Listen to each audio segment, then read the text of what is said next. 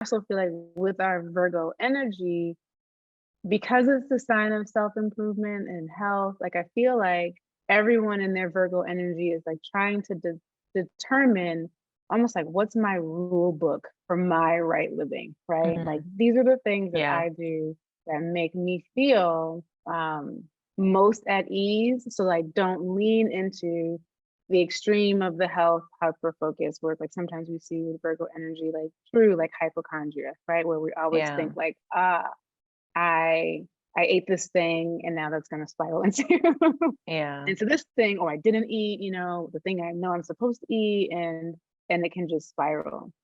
And so I found it helpful to just in watching my own Virgo, like of knowing if I maintain, and it's a small list because we know how y'all do the list. Yeah. The rule book is not an actual book. It is one sheet of paper. It's a Yeah. post-it note. It is a post-it note of things that, that you do every day. And that's Yeah. why it can't be too long because it kind of goes back to that. Doable. This is the container. It has to be, Yeah. right, something that you can manage in a sustainable way. So it's like, I know that if I eat at least one big salad, ideally three, but if I eat one big salad a day, I don't spiral into those thoughts, right? Yeah. So it's having enough experience, Mm. of trying things.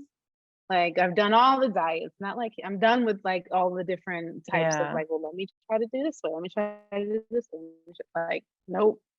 I know I eat this way. I feel good. I don't spiral. Yeah. Oh, I move this many times a week. I don't spiral. Yeah. I know I meditate every day, no matter how late I am at like starting the workday. I I don't spiral. So I think that has been helpful. That's been probably the most helpful thing with Virgo energy. It's like if I just stick with because it's easy to be consistent with 3, 4 things. Yeah.